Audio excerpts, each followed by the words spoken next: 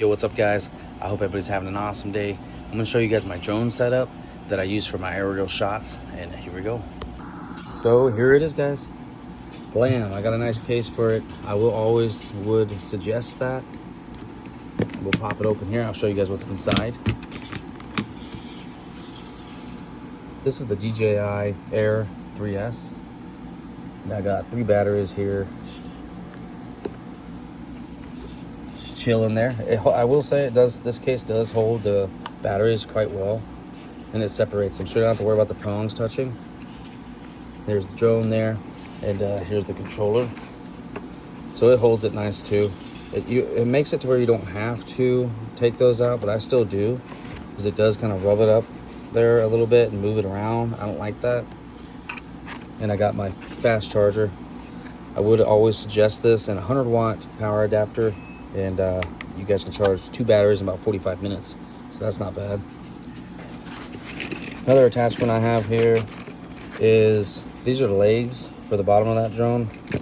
It extends it off the ground so that this bad boy can go around it, and then you got yourself a bait drop. Turn this sucker on. I think it does like 500 drops.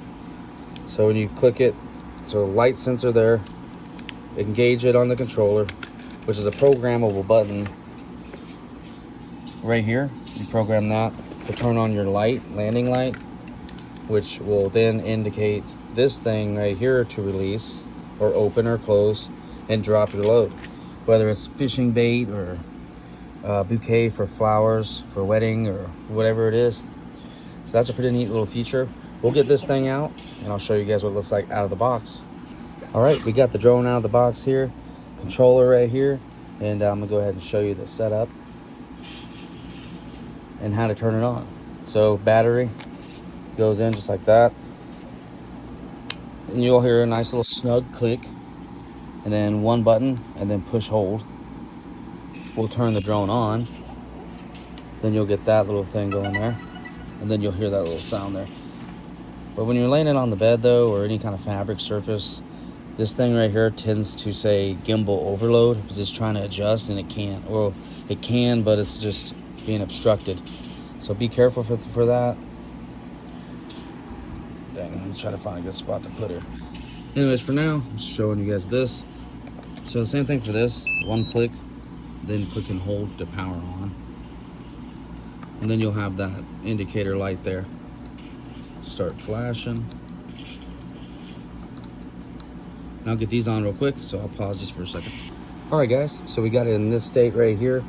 I wanted to connect it and all that. I had trouble trying to find my cord, but it's okay, because luckily you can use any cord as long as it goes to a C and then to your adapter. So we'll plug this in and then immediately open up this DJI Fly app, which probably don't have to.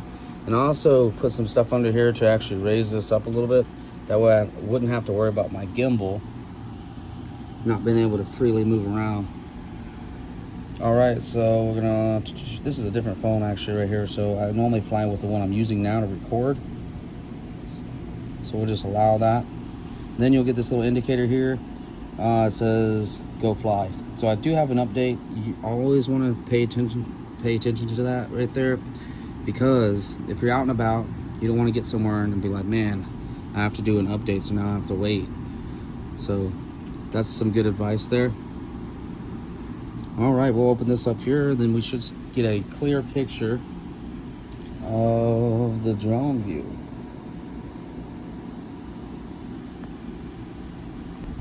All right guys, so now sorry, I had to adjust my view a little bit, that way it wasn't just pointed straight at me like that.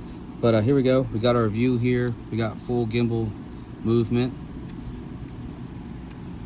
What's up? Haha. All right guys, so this is now set up and ready to fly. You do want to pay attention to this right here. These are going to be your satellite towers. Right now I'm not going for a flight, so I'm not really particularly worried about it, but you want that to be in the white. That way you'll be good to fly, and your drone will come back home in case of accidents. So then there's your battery level there. That's a good thing to always be aware of. So if you're out and about and you're flying, make sure you at least save 50% of that to get home on if you're far out. And also, if there's wind, you want to account for that.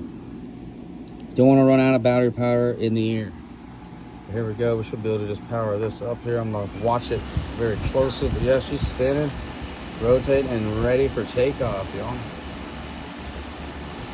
All right, I hope this helps you guys, and good luck with y'all's drone adventure.